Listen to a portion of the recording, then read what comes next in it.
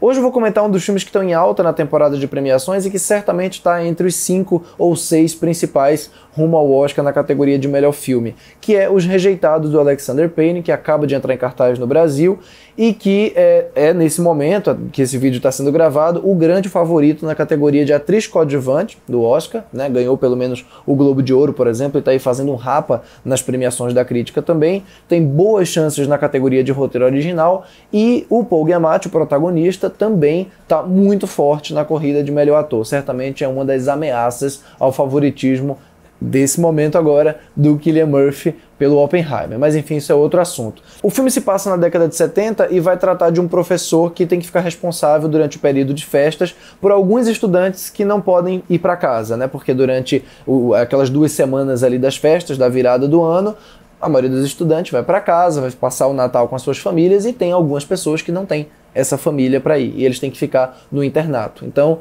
no comecinho da década de 70, esse professor vai ter que ficar com alguns desses estudantes, em especial com um estudante que é vivido por um ator novo aqui, que é o Dominic Sessa, um ator muito, muito bacana, e juntos eles vão passar por um arco, lógico, de amizade, né? De amizade crescente, porque a gente tem um conflito geracional e outros conflitos aí no meio, já que esse professor é extremamente rabugento e esse aluno tem vários e vários problemas familiares, então as coisas vão caminhando para um fortalecimento de relação de um cara mais velho com um menino mais jovem. Quer dizer, essa história a gente já viu várias vezes de maneiras diferentes, mas o Alexander Payne tem um trato muito carinhoso com os personagens, carinhoso e ao mesmo tempo com muito senso de humor, que é bastante peculiar e bastante específico da obra dele. É um diretor conhecido pela comédia dramática, todos os 8 longas que ele lançou até hoje são comédias dramáticas ou dramédias, né? Com exceção, talvez o Nebraska se aproxime um pouco mais do drama de verdade, mas ainda assim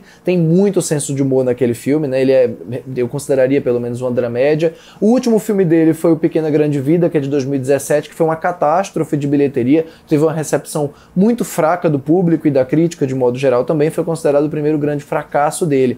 E ele passou, portanto, quase 6 anos para lançar um novo projeto. E o The Holdovers é realmente, Os Rejeitados, é de fato um retorno do Alexander Payne, inclusive para os braços da temporada. Ele ficou em 2º lugar no Festival de Toronto, atrás do American Fiction, né? E de lá para cá tem, como eu falei, colecionado vários prêmios. A Da'Vine Joy Randolph, inclusive, que faz aqui a chefe de cozinha desse internato, também fica com esses 2 personagens durante esse período de festas, tentando criar uma família improvável ali, né? Tentando não, mas a coisa acaba encaminhando para uma família improvável com esses 3 personagens, um trio muito querido e com muita química em cena, inclusive. Ela tem sido amplamente elogiada, amplamente premiada e é, como eu também comentei, nesse momento a absoluta favorita na categoria de melhor atriz coadjuvante no Oscar. E apesar de não ser a minha favorita da temporada, certamente é uma aclamação merecida, porque ela rouba a cena em todos os momentos em que ela está presente. Ela tem um despojamento diante da situação e ao mesmo tempo um equilíbrio emocional muito interessante de assistir. Ela tem um backstory trágico e que é trabalhado com muita sensibilidade pelo Alexander Payne, pelo filme.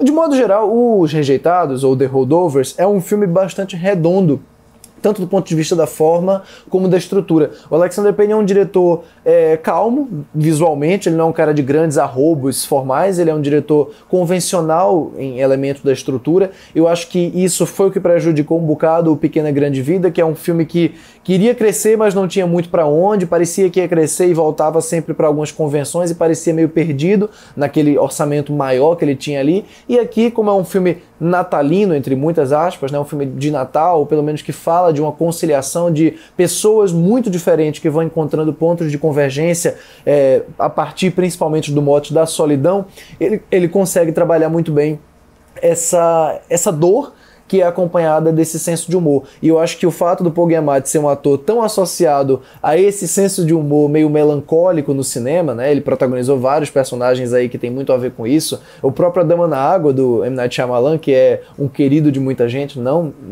particularmente meu, mas enfim, é um filme que tem uma fanbase considerável. É um filme em que o Paul Giamatti é meio isso, né? Um personagem gago, solitário, mas que tem um lado muito fofo, né? Um cara que está pronto para abraçar o mundo na frente dele, tá pronto para abraçar a história que acontece na frente dele. E aqui no The Holdovers é bem bacana ver essa figura tão rabugenta, mas um rabugento fofo também, à sua maneira, que vai aos poucos amolecendo junto com esse personagem, também bastante interessante, vivido pelo Dominique Sessa. Ele tem uma ambientação muito evocativa dos anos 70, que cria uma atmosfera muito aconchegante nas internas, principalmente. A iluminação, em tons pastéis, ela contrasta muito com aquele frio das externas, né? E eu acho que isso consegue criar realmente uma dicotomia entre a solidão que esses personagens sentem e o calor humano que eles sentem uns com os outros, mesmo nos momentos de atrito. Isso eu acho muito bem trabalhado pela fotografia e pela direção de arte dos Rejeitados. Mas eu acho que faz falta no filme, de modo geral ainda, uma certa disrupção. Eu sinto falta do meio pro fim dele se soltar um pouquinho, dele se libertar dessa zona de conforto em que ele funciona bem, em que ele consegue trabalhar bem, principalmente nos momentos de humor mais infantis ou mais leves, né?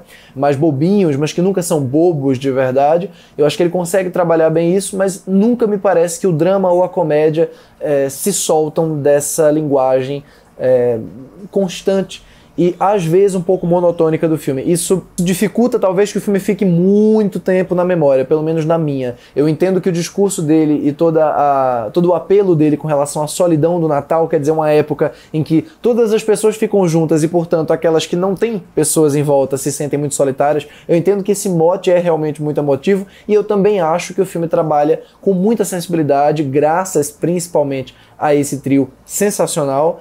Mas eu acho que a coisa não vai muito além disso. Não é um filme que transcende nem de longe essa premissa e essa proposta que ele cumpre com competência. É um bom filme, é um filme bonito, é um retorno interessante do Alexander Payne. Não acho o melhor trabalho dele, mas acho que, para quem não conhece a filmografia dele, para quem não conhece as comédias dramáticas que ele faz tão bem, quem não conhece, eu acho que esse filme pode ser uma porta de entrada para conhecer. E acho que ele deveria ter sido lançado no período natalino do ano passado. Talvez fosse uma estreia mais interessante para ele do que agora, em janeiro. Ou quem sabe, ele entrando agora fique mais agridoce, mais melancólico do que ele já é.